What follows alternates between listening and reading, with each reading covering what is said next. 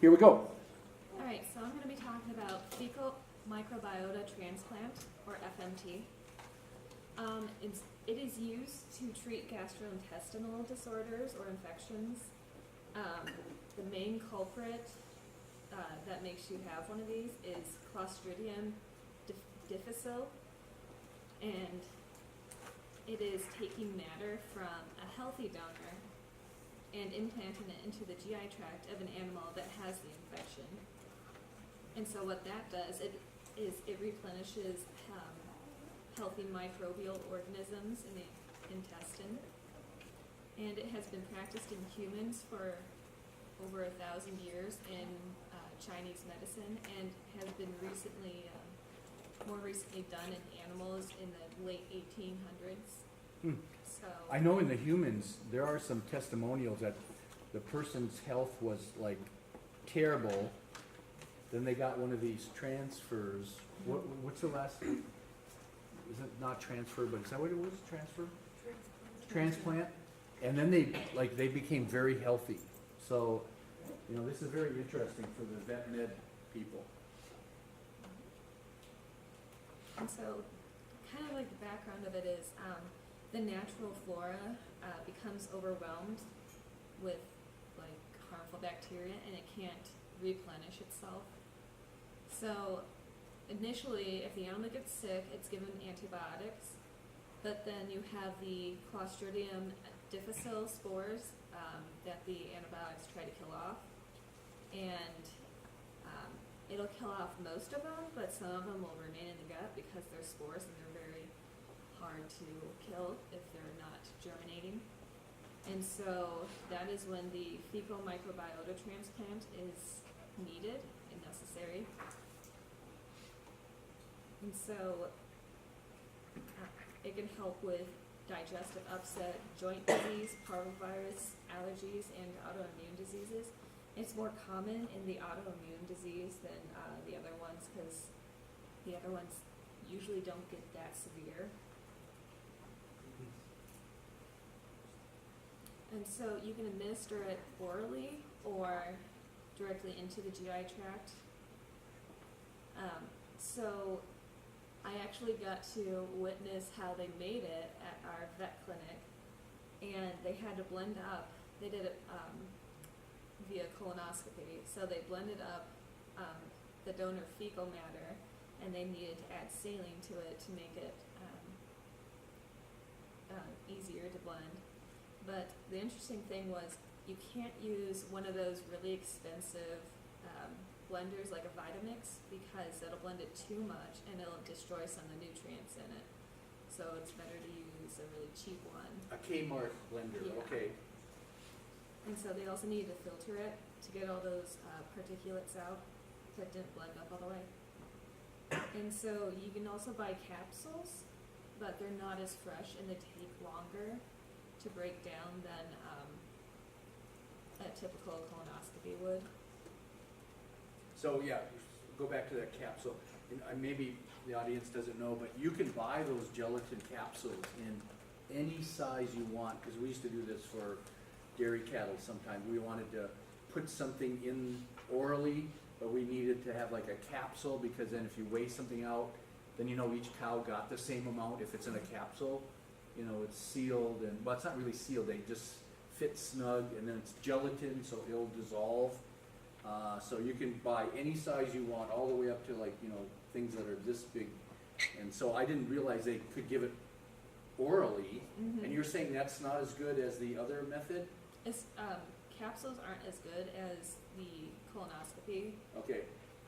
Endoscopy is a little bit better because, it's still direct contact through the GI tract, but it does take longer if it is endoscopy instead of colonoscopy. Okay.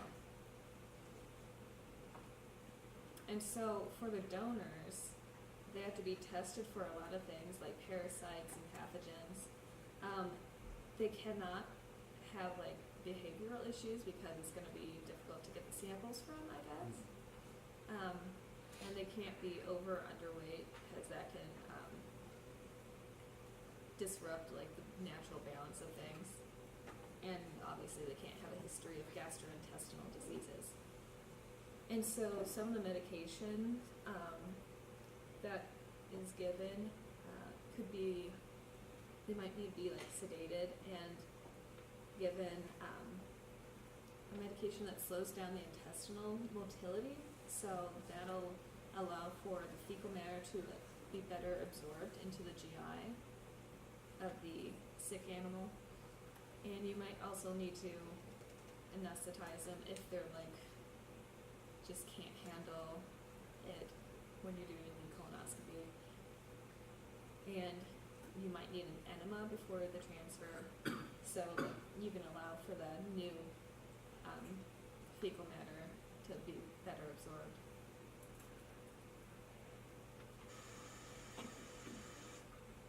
And so after treatment, there could be infectious diseases if the donor animal wasn't properly tested, but that's not common at all. So you also need to use a diet that has no carbohydrates or food additives, because that'll really help like keep the balance of all the flora in there. And if you use antibiotics, it can interfere with the natural occurring gut biome and flora, and then that can just slow down the recovery process. And so the cost of it varies depending on administration, but you have to think about the testing that you have to do, the medication, the sedation, and the donor fecal matter and administration, like the vet consultation. That'll like rack up really easily to over $500. So it's necessary in some animals, but you gotta weigh those costs too, depending on how old they are, you know, and how sick they are, and if this will really benefit them.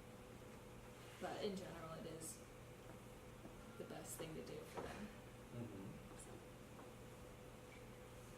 Questions? Questions? Yeah, because I've been reading about this in humans. I think I ran into some article and it changed somebody's life around. I remember something about there was this person that was very sick, and then they got one of these transplants, and it was like the best medicine ever, and it's not even medicine. You know what I mean? It just changed their microflora. There's a question for you out there. Yeah. So when doing this, are you just like, if you're doing the colonoscopy method, are you just coating the inside of the colon with the new fecal matter? Yeah, pretty much. What's amazing to me is that far back in the tract is helpful, because you're not in small intestine. I don't know how far they go back up, Yeah. but you know, you're in the large intestine, and a lot of those microbes are there too, but they're also in the small intestine. Mhm. So I could see where almost both routes of administration would be good, right? That capsule might stay intact long enough for it to pass out of the stomach. They could do studies, right? Because it'll stay in the stomach for maybe 1 or 2 hours. So it'd be nice that it didn't dissolve until you were in the small intestine. And I don't know, I'm sure they've done studies about it. But when you think about it, it's amazing how if the microflora in your digestive tract is all screwed up, it takes a lot to get it back in order. You guys, you know, if you ever get an upset stomach and you have a lot of diarrhea and stuff, it takes a while to get back. And so some people really need this. And it's kind of interesting that they're starting to do it in vet medicine. I find that fascinating myself, and because it is quite the deal. And did you happen to run into what drugs they were giving to slow gut motility? Because I got one in my mind, but I'm not sure if it's one they would use. No, I didn't come across that. Does anybody know which one that's very common in a vet clinic that might slow down gut motility? But I'm not sure if it's long enough term.